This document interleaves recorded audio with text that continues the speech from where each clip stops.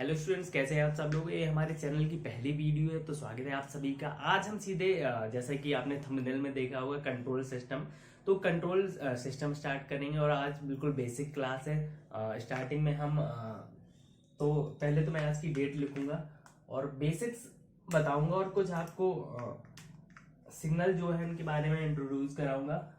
तो डेट है आज 3/2/2022। ठीक है, तो हम सब्जेक्ट स्टार्ट करते हैं। एक्चुअली क्योंकि हम इसी चैनल पे अपने दूसरा सब्जेक्ट भी चला रहे हैं जो कि डिजिटल इलेक्ट्रॉनिक्स है पैरेलली, तो साथ ही साथ हम दोनों सब्जेक्ट को धीरे धीरे कवर करेंगे। और उसमें भी मैंने बेसिक्स की क्लास अभी ली थी और इसमें भी हम नॉर्मली आज पहली क्लास है तो कोई ऐसा कोई बड़ा हम तीर नहीं मारेंगे, लेकिन हाँ बेसिक्स में आपको, क्योंकि अगर आगे आपको समझना है तो बेसिक्स बहुत ज्यादा इंपॉर्टेंट हो जाते हैं। तो हम स्टार्ट करते हैं। Control system. अगर आपको ऐसा लग रहा है कि मैं छोटा छोटा लिख रहा हूं तो आप लोग थोड़ा ध्यान दीजिएगा कि मैं क्या लिख रहा हूं उस समय। तो सबसे पहले मैं आपको टेस्ट सिग्नल के बारे में बताऊंगा। जैसे दो टेस्ट सिग्नल अपन के होते हैं, नॉर्मली आप पढ़ते हुए आए हो नेटवर्क में भी और हमेशा से। तो डीसी टेस्ट सिग्नल और एसी टेस्ट सिग्नल, इनके बारे में डीसी टेस्ट सिग्नल जो भी है चार है। पहले मैं डीसी टेस्ट सिग्नल के बारे में थोड़ा सा आपको बता दूं। डीसी टेस्ट सिग्नल जो है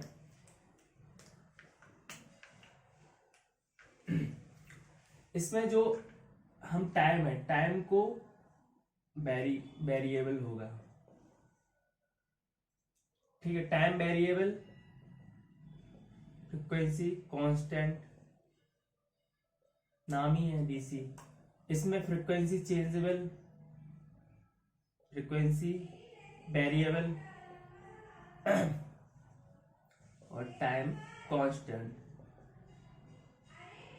ठीक है, तो अब इसके बारे में डिटेल में लिखते हैं। पहले हम डीसी सिग्नल के बारे में लिखता हूं और उसके बाद हम एसी सिग्नल के बारे में बताएंगे। तो पहला इम्पल्स, अभी पहले मैं सिर्फ हेडिंग लिखूंगा, उसके बाद आगे जो है इनके बारे में इसको प्लॉट करके बताऊंगा। तो बेसिक्स है थोड़ा सा, और अगर आपको ये बेसिक्स आता है तो आप अगली क्लास में मूव कर सकते हैं। Impulse,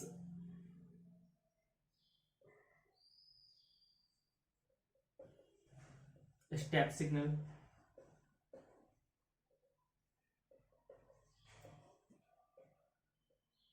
ramp signal. हम अपने जो भी हमारा जो कोर्स है छोटा सा, इसमें हम पूरे जितने भी एसी क्या बोलते हैं, हम एसी आ रहा है, एई और जेई के एग्जाम होते हैं स्टेट और सेंट्रल लेवल पर, उनको हम कवर करने की कोशिश करेंगे। जैसे आरआरबी अभी एसएससी का आने वाला है, तो जितने भी क्वेश्चन बनते हैं हम कोशिश करेंगे कि सारे सारे यहाँ पे डिस्कस कर दें, सारे के अप्रोच और तरीका आपको बता दूं, ताकि आप जाके जो भी क्वेश्चन वहां पे आते हैं उनको सॉल्व कर सकें। पैराबोलिक,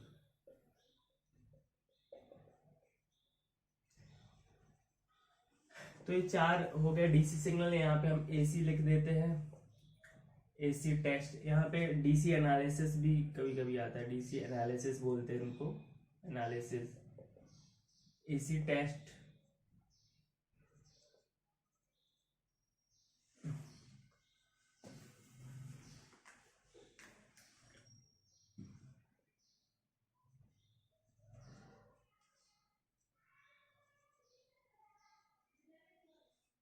इसमें दो टाइप्स है, पता होगा आपको वैसे भी, साइन और कॉस। तो A sine omega t plus 5 and A cos omega t plus 5। तो ये दोनों एसी हो गए, एसी टेस्ट सिग्नल और डीसी टेस्ट सिग्नल। तो अब हम इनको प्लॉट करेंगे, जैसे इसका क्या सिंबल है और इसको कैसे डिनोट करते हैं और कौन सी वैल्यू पुट करेंगे तो क्या आएगा। ठीक है,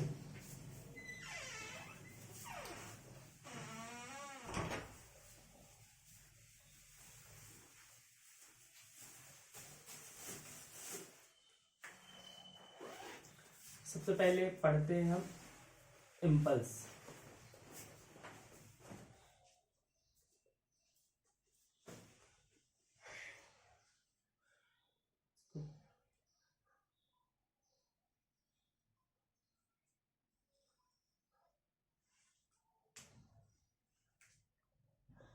टाइम एफ ऑफ टी, ठीक है, यहाँ 0।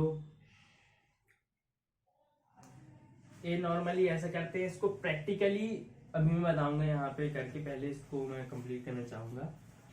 तो इसकी वैल्यू एफ ऑफ टी की वैल्यू, जैसे 0 पे आप देख रहे हो, 0 पे इसकी वैल्यू कुछ है, 0 पे इसकी वैल्यू कुछ है, जो भी हो सकती है लेकिन नॉन जीरो है। तो इसकी वैल्यू अगर टाइम 0 है, यहाँ पे टाइम है टी, अगर टाइम इक्वल्स टू 0 तो इसकी वैल्यू कुछ है, मतलब 0 के बराबर नहीं है।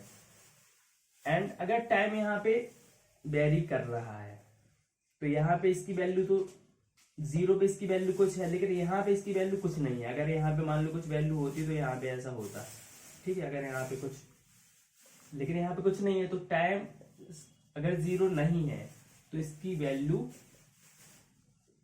एफ ऑफ टी की वैल्यू 0 है। देख रहे हैं ना, यहाँ पे कुछ नहीं है, यहाँ पे 0 हो रहा है। अगर हम इसको प्लॉट भी करें तो यहाँ पे इसकी वैल्यू क्या आ रही है, 0, ठीक है। तो ये समझ सकते हैं। ये नॉर्मली इसको प्रैक्टिकल सिग्नल, अभी जैसे यहाँ पे मैं एक बनाऊं और काफी बड़ा हो गया, चलो मैं इसको थोड़ा सा छोटा कर देता हूँ, यहाँ पे दूसरा बना देता हूँ, ठीक है। ये टाइम था,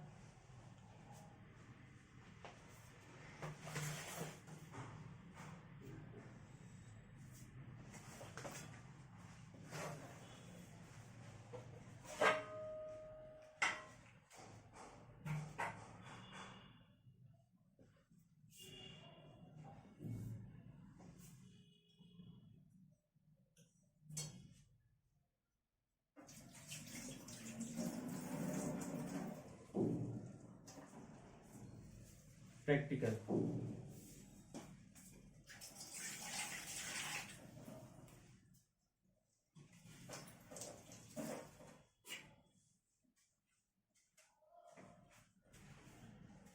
तो आप देख सकते हैं यहाँ पे इसकी वैल्यू 0 है, टी की वैल्यू अगर 0 तो इसकी वैल्यू कुछ आ रही है। तो ऐसे ही इनफाइनाइट, अगर वैसे आपने कई बुक्स में लिखा हुआ देखा होगा कि अगर टाइम की वैल्यू 0 है, अगर इसकी विड्थ जो है कम करती जाए, क्योंकि एरिया,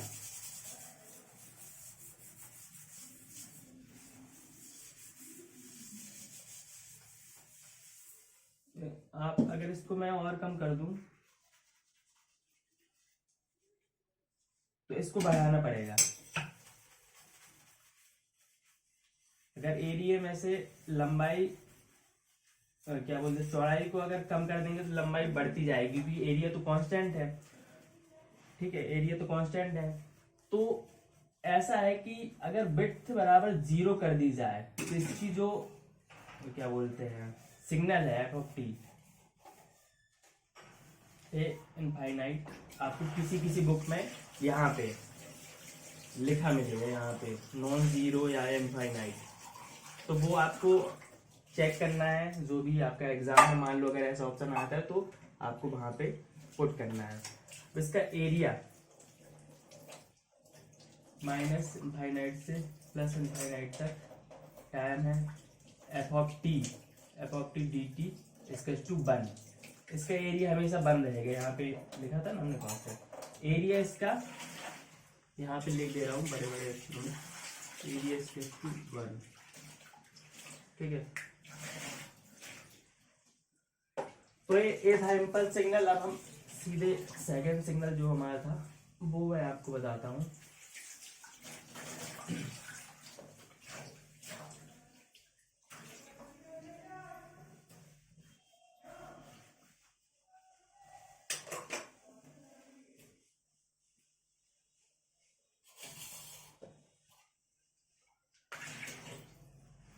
सेकंड हम बात करेंगे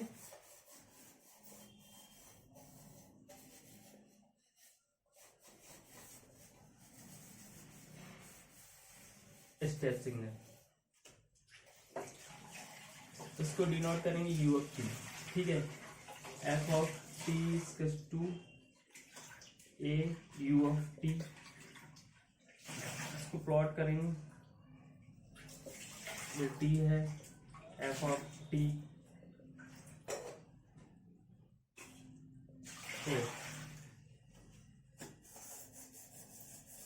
F of T is to A if time is greater than 0, ठीक है, and F of T is not A, not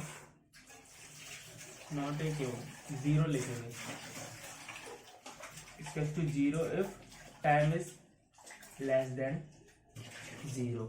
and एक क्वेश्चन आता है कि इफ टाइम इज टू, यहाँ पे लेस देन 0, ये 0 है तो ए की वैल्यू क्या होगी, एफ ऑफ टी की वैल्यू क्या होगी, ए ऑफ टी। ये आपको ज्यादा सिलेबस में ऐसा कुछ है नहीं बताने लायक, तो इसमें मैंने साइड में लिखा, बाकी इनको आप ध्यान रखना यहाँ पे क्या वैल्यू हो रही है।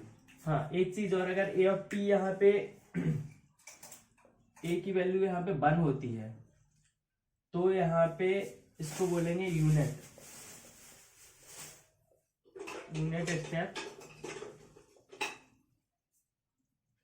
स्टेप सिग्नल, ठीक है।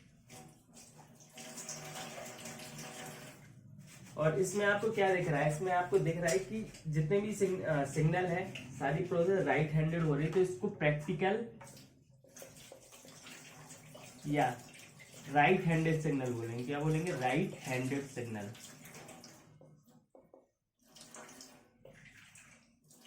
क्योंकि आप देख रहे हो यहाँ पे टी की वैल्यू 0 हो रही है और इसके बाद यहाँ पे कोई प्रोसेस नहीं हो रही है, यहाँ पे वैल्यू भी इसकी 0 है, अगर टी से कम है तो इसकी वैल्यू यहाँ पे 0 मिलेगी। तो ये राइट हैंडेड है, जब यहाँ टी की वैल्यू बढ़ रही है उसके बाद ही आपको सिग्नल मिल रहा है। यहाँ पे ए की वैल्यू 1 है और ए की वैल्यू अगर 1 है तो ये इसको बोलेंगे यूनिट स्टेप सिग्नल। तो ये इसके बारे में हो गया राइट हैंडेड। बाकी जितने भी सिग्नल हैं सारे के सारे राइट हैंडेड ही मिलेंगे यहाँ पे कंट्रोल सिस्टम में आपको। तो अब हम नेक्स्ट पे आते हैं।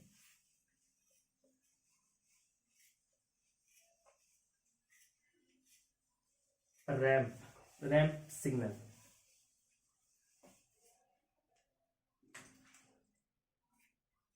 थर्ड है हमारा, तीसरा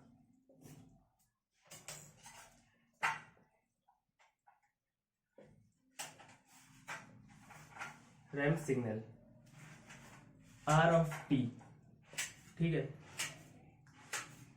इसको हम F of T A T U T, जहां पे भी यू टी आ जाए समझ जाना कौन सा सिग्नल है, राइट हैंडेड सिग्नल है, ठीक है। यू टी का मतलब यही है, ए टी हो गया, यहाँ 0 है और एफ ऑफ टी, यहाँ पे स्लोप दिख रहा है, स्लोप ए की वैल्यू, यहाँ पे ए की वैल्यू जो भी रहेगी, अगर सपोज 1 है तो यहाँ पे यूनिट हो जाएगा, ठीक है, यूनिट। बाकी इसका मैं बोलूं F of T to A T, इसके मल्टीपल में रहेगा ये। तो इफ अगर टी की, थोड़ा सा पास में लिखता हूं, इस अगर टी की वैल्यू ग्रेटर देन 0 है या इक्वल तो इसकी वैल्यू हमें कुछ मिलेगी, इसके बराबर मिलेगी। पर अगर एफ ऑफ टी की वैल्यू नहीं, या टी की वैल्यू लेस देन 0 है तो यहाँ पे हमें एफ ऑफ टी की वैल्यू 0 मिलेगी। इसको याद रखना है, ये सब चीजें याद रखोगे तो आगे चल के जो भी हम सॉल्व करेंगे तो उसमें आपको इजीली कोई दिक्कत नहीं होगी। रैंप सिग्नल है यहाँ पे। अब हम लास्ट अपने सिग्नल पे आते हैं फिर, और उसके बाद फिर बस लेक्चर खत्म करेंगे। अगले लेक्चर में फिर हम थोड़ा कुछ एग्जाम्पल्स लेंगे और मैं बताऊंगा कंट्रोल सिस्टम की कुछ एग्जाम्पल रहेंगे। फिर उसके बाद हम नेक्स्ट लेक्चर में मिलेंगे। तो लास्ट है पैराबोलिक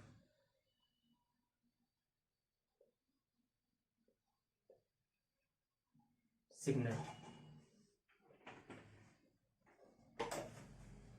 0 t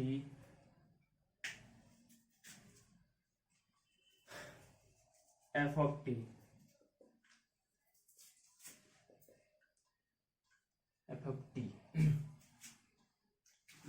चलो यहाँ पे 8t square by 2 u of t। ठीक है, थोड़ा सा मुझे इसको उठाना पड़ेगा यहाँ पे, यहाँ से स्टार्ट करेगी कि ये थोड़ा लंबा है ना। f ऑफ t की वैल्यू 8t स्क्वायर बाई 2 कब रहेगी, जब t की वैल्यू 0 से बड़ी है या इक्वल है। ठीक है, एंड f ऑफ t की वैल्यू 0 रहेगी जब t की वैल्यू लेस देन 0 है, समझ रहे, यहां से कम। तो ये याद रखने वाली चीज है। ठीक है, पैराबोलिक सिग्नल हो गया। यहाँ पे चारों सिग्नल हमने डिस्कस कर लिए। अब हम सीधे आते हैं, थोड़ा कंट्रोल सिस्टम और सिस्टम के बारे में बताना चाहूंगा।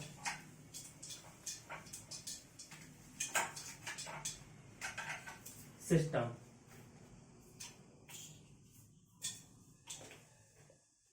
सिस्टम की डेफिनेशन हम ऐसे लिखेंगे, ट्रांसफॉर्मिंग अ प्रोसेस, ट्रांसफॉर्मिंग या ट्रांसफॉर्मिंग। जैसे हमने कोई इनपुट दिया, वहां से कुछ आउटपुट मिला, ये प्रोसेस जो भी हो रही है सिस्टम के थ्रू हो रही है। तो जो ये बीच की यूनिट है ये सिस्टम।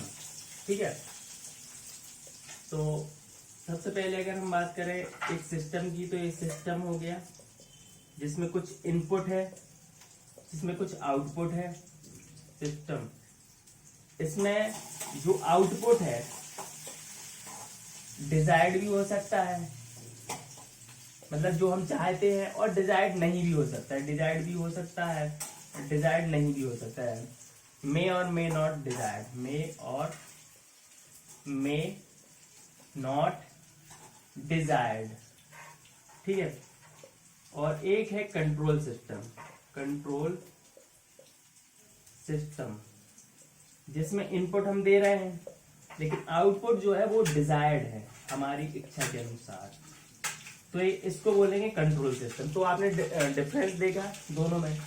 अब मैं कुछ एग्जांपल दूंगा आपको, 6-7 एग्जांपल, AEJE वगैरह में ये सब आते हैं और आ चुके हैं, तो वो एग्जांपल आप याद रखो अभी से और प्रैक्टिकली सोचो भी थोड़ा सा। मैं जब तक लिखूंगा तब तक आप सोचना कि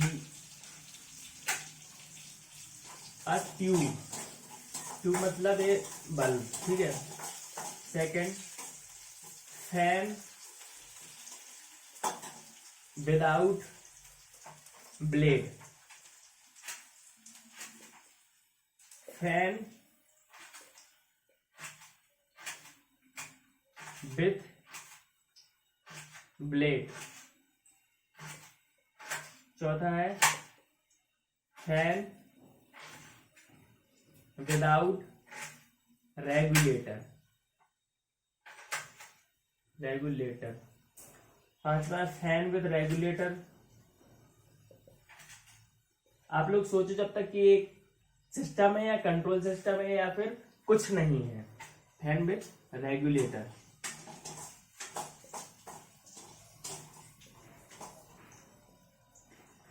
छठवा है योर हार्ट, आपका हार्ट क्या है, आपका दिल। सातवां है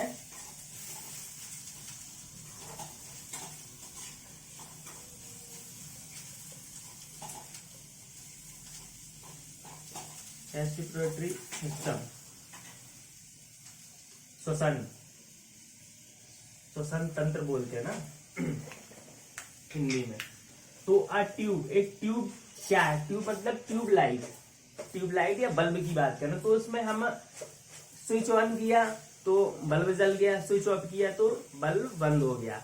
उसको हम ना कम कर सकते हैं ना ज्यादा। जैसे हमें डिजायर्ड, अगर हम पढ़ाई कर रहे हैं तो उसके लिए हमें काफी अच्छा प्रकाश चाहिए, लेकिन हम सो रहे हैं तो उसके लिए हमें थोड़ा कम प्रकाश चाहिए। तो अगर हमने ऑन कर दिया तो या तो हम अगर हम छोटे बल्ब की बात करें 0 वाट के जो सोने के काम आता है, तो उससे सिर्फ हम सो ही सकते हैं, और मतलब उसको यूज करने के बाद हम आराम से सो सकते हैं। और अगर हमें पढ़ना है तो हमें उसके लिए दूसरा बल्ब यूज करना पड़ेगा। तो ये जो इसको बोलेंगे सिस्टम है, ये हमारा डिजायर्ड नहीं है। हाँ, अगर इसमें हम एक रेगुलेटर बोलते हैं, जैसे फैन में रेगुलेटर बोलते हैं, उसमें हम डिमर बोलेंगे, डिमर, समझ रहे आप?